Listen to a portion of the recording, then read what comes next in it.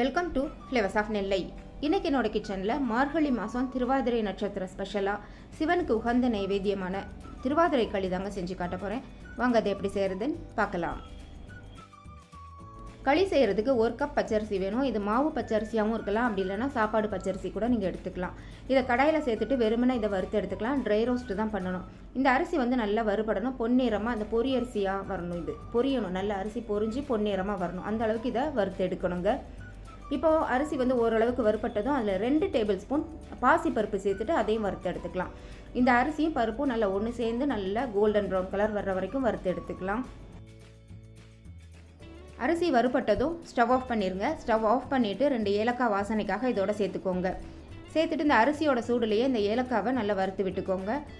இப்போ இதை வேறொரு பிளேட்டுக்கு மாற்றிட்டு இதை கம்ப்ளீட்டாக இதை ஆற விட்டுருலாங்க. இந்த அரிசி ஆறிட்டு இருக்கிற நேரத்தில் நம்ம வெல்லத்தை கரைச்சி எடுத்துக்கலாம்.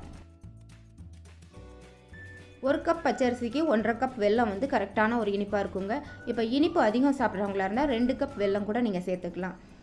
நான் இன்றைக்கி 1.5 கப் வெல்லம் தான் சேர்த்துருக்கேன். இதில் வந்து நம்ம பாகுலாம் வைக்கணுங்கிற அவசியம் கிடையாது. தண்ணி சேர்த்து இந்த வெல்லத்தை வந்து கரைச்சி எடுத்துக்கலாம். ஏன்னா இந்த வெல்லத்தில் வந்து தூசியெல்லாம் இருக்கும், அதனால் கரைச்சி எடுக்கணும்.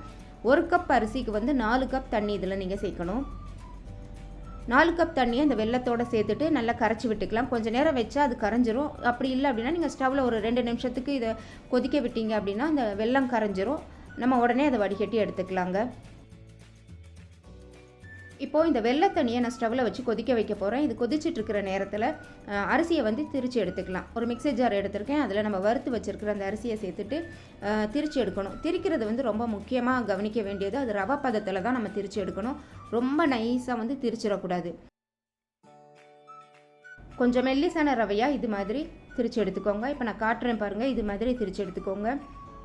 அடுத்ததாக ஸ்டவ்வில் ஒரு கடாய் வச்சுருக்கேன். இதில் 3-4 டேபிள் ஸ்பூன் நெய் சேர்த்துட்டு கொஞ்சம் முந்திரி பருப்பை பொன்னிறமாக வறுத்து எடுத்துக்கலாங்க.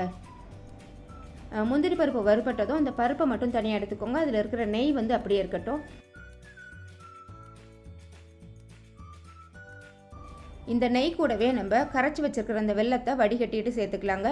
நெய் சூடாக இருக்கும், அதனால் பார்த்து கவனமாக சேர்த்துக்கோங்க. இப்போ பிகினர்ஸாக இருந்தீங்க அப்படின்னா ஸ்டவ் ஆஃப் பண்ணிவிட்டு இந்த வெள்ளை தண்ணியை சேர்த்ததுக்கப்புறமா திருப்பி ஸ்டவ் ஆன் பண்ணிக்கோங்க. இப்போ இந்த வெள்ளை தண்ணி வந்து நல்லா கொதிக்கணும். நல்லா கொதிச்சுட்டு இருக்கும்போது தான் நம்ம அந்த ரவையை சேர்க்கணும். அரிசி திரிச்சு வச்சுருக்கிற அந்த ரவையை சேர்க்கணும். இது வந்து ஃபஸ்ட்டு உங்களுக்கு கட்டி விழுற மாதிரி இருக்கும், ஆனால் நீங்கள் கிளற அது நல்லா உடஞ்சி ஒன்று சேர்ந்து வந்துடுங்க. அரிசி ரவை சேர்த்து கிளற ஆரம்பித்ததுக்கப்புறம் ஒரு 10-15 நிமிஷத்துலேயே களி நல்லா வெந்து உங்களுக்கு ரெடி ஆயிரும்.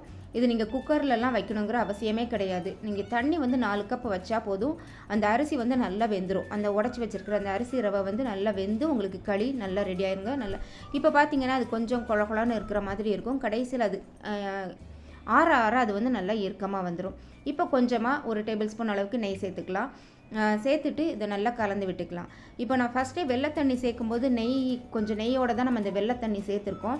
எதுக்காக அப்படி சேர்க்குறோம் அப்படின்னா அந்த வெள்ளத்தண்ணியில் நெய் இருக்கிறதுனால இந்த ரவை சேர்க்கும்போது ஒன்றோட ஒன்று சேர்ந்து பிசுபிசுப்புன்னு ஆகாமல் நல்லா உதிராக பொலன்னு வரும். அதுக்காக தான் அந்த நெய் கூடவே நம்ம அந்த வெள்ளத்தண்ணியை சேர்த்து கிளறினது. களி வெந்து ஓரளவுக்கு கெட்டிப்பட ஆரம்பிக்கும் போது வறுத்து வச்சுருக்கிற முந்திரி பருப்பையும் சேர்த்துட்டு நல்லா கலந்து விட்டுக்கலாங்க. தேவைப்பட்டதுன்னா ஒரு ஸ்பூன் நெய் கூட சேர்த்துக்கலாம். நெய் சேர்க்கறதுனால அதோட டேஸ்ட்டு கூட தான் செய்யும். கட்டாயம் சேர்க்கணுங்கிற அவசியம் இல்லை. இப்போ களி வந்து ஓரளவுக்கு நல்லா ஒன்று திரண்டு வருது பாருங்கள். இப்போ ஸ்டவ் ஆஃப் பண்ணிடலாம்.